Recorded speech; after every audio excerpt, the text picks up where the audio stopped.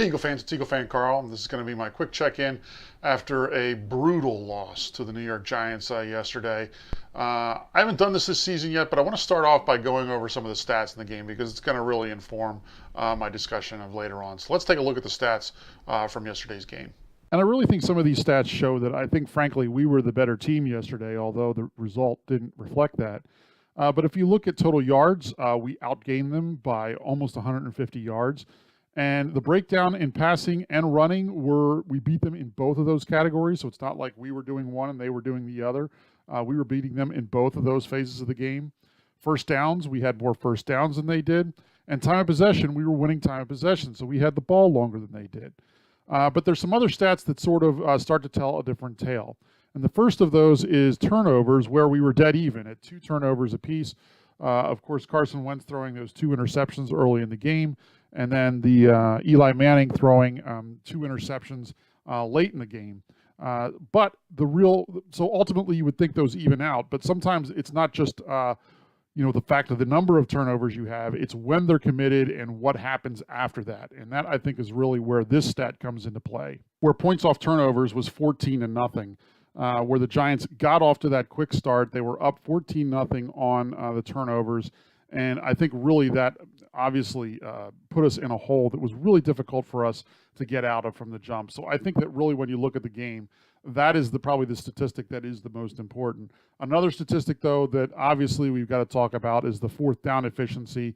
The one time that they went for it and didn't make it was at the end of the first half, where it really was sort of meaningless that they didn't get it. Obviously, the 3 times we didn't get it, the one was at the very end of the game, but it's really the other 2 where we could have had field goals that we didn't get field goals. And obviously, if that's 6 points, then that's a difference in a 5-point game.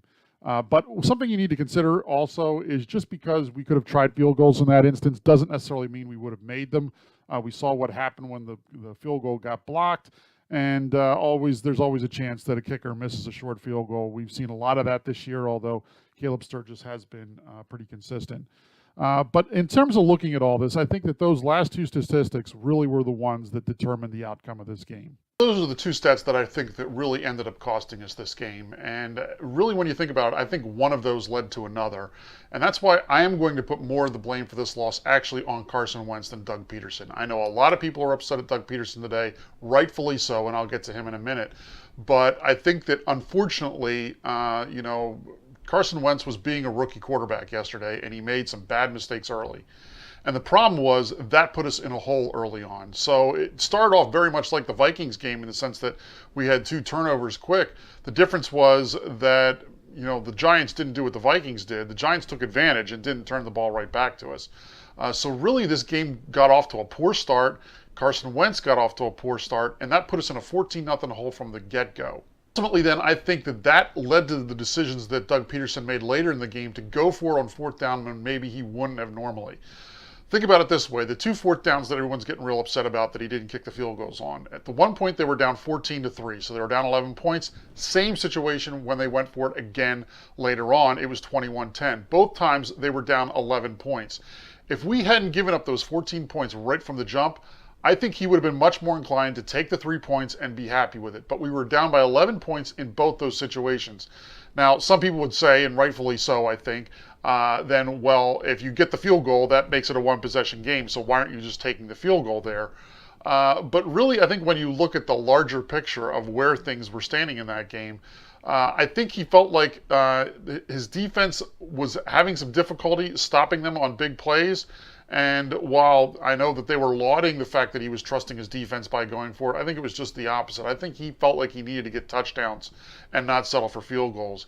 And that's what ultimately led to his decision. If it would have been a closer game where it was within 1 score and maybe it was 7-3, or it was 17-10 or 14-10 or something like that when he was in those situations, I think he clearly would have taken the field goals in that instance.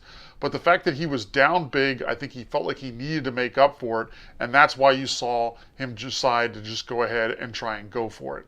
Now, ultimately, my bigger problem wasn't the fact that he went for it. In fact, I tweeted out that I was okay with him being aggressive and going for it. But the problem, my biggest problem with it was the play calls that he chose. And the play calls he chose, I think, were just poor.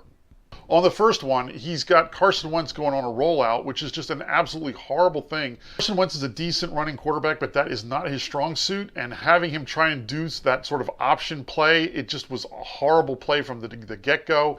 Those plays to the outside give the defense a chance to react on a play where they are going to be very aggressive anyway. On a fourth down, defenses are always going to be more aggressive to get that first stop because they know that if they can bust up a play early, they have much more of a chance to make sure that it doesn't go anywhere. And they're not as worried about getting burnt because ultimately if they can just stop this one play, then that's it. That's the end of the drive. So I think that they were really trying to be aggressive there, and he sort of played right into that with that play that goes to the outside.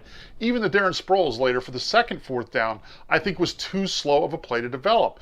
And ultimately, that allows the defense to really flock to where the ball is and make those stops. If you're going to run the ball in those situations, I think you need to just go straight up the gut or even use like a quarterback keeper where you're just going straight forward. None of these plays that go around to the edge because they are destined to fail against a defense that is going to be especially run blitzing and looking to stop the run in the backfield so that you don't get any positive yards. So that was my whole criticism in terms of the way he went for it. Is it just was, I think, horrible play calling. And even earlier on, I had said that earlier on in the season, I was concerned about him always going for it on fourth down because I thought that that's going to blow up in your face. Well, yesterday it blew up in his face. But even earlier on, when they were going for it, I think of the one against the Browns where they went for it on fourth down, he called a pass in that situation. And if he would have probably called some sort of play action in those situations, the way that the defense was being played against both those run plays, it probably would have worked. So it's not necessarily that he's going for it, it's that he's going for it and making horrible play calling decisions when he decides to go for it. If you're going to be aggressive, throw the ball. I think this idea of trying to be aggressive but sort of being safe with your play calling is just a bad combination, and we saw why yesterday. One other thing that I think that we've got to point out, as I said earlier, that I would have preferred if they're going to run the ball to go up the middle, but I think we've got to sort of address something that else is going on with the team, and that is Jason Kelce is not playing very well. And I think we're starting to see what his weaknesses are. He is not a real big guy, and when he's asked to block those big guys in the center of the defensive line, he can't do it. It's been a problem for blitzes and pass protection as well. But really, I think when it comes down to it, I don't think they have the confidence that he's going to get any sort of push in the middle of that line to try and go for those runs in the middle of the line. So I think Jason Kelce is great at those plays where they're getting him out in space and using him on one of those designed runs that gets outside or a screen pass that gets him out in the open field where he's making downfield tackles against linebackers and that kind of thing. But when he's asked to block those big defensive tackles, he just can't do it. He's overmatched.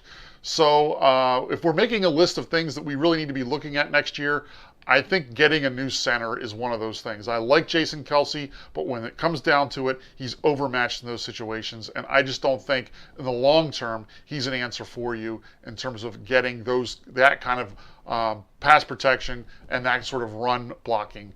He's just not going to be able to do it.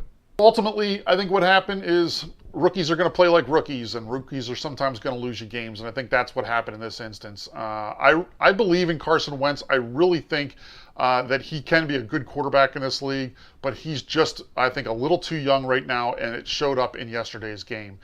It also goes down to the last play of the game, too. When you look at what happened in that last play, I know that Doug Peterson said it was a fade-in route, so that Jordan Matthews was designed to sort of fade in on the route.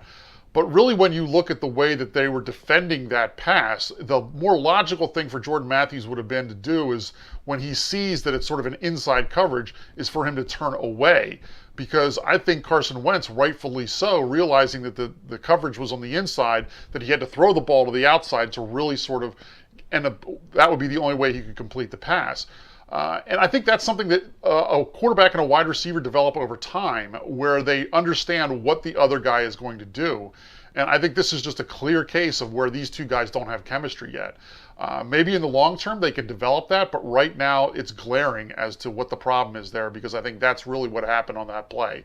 If it was designed to go inside, Carson Wentz realized what the play should be, and Jordan Matthews didn't make the proper adjustment. So that's sort of what I think was going on in that play.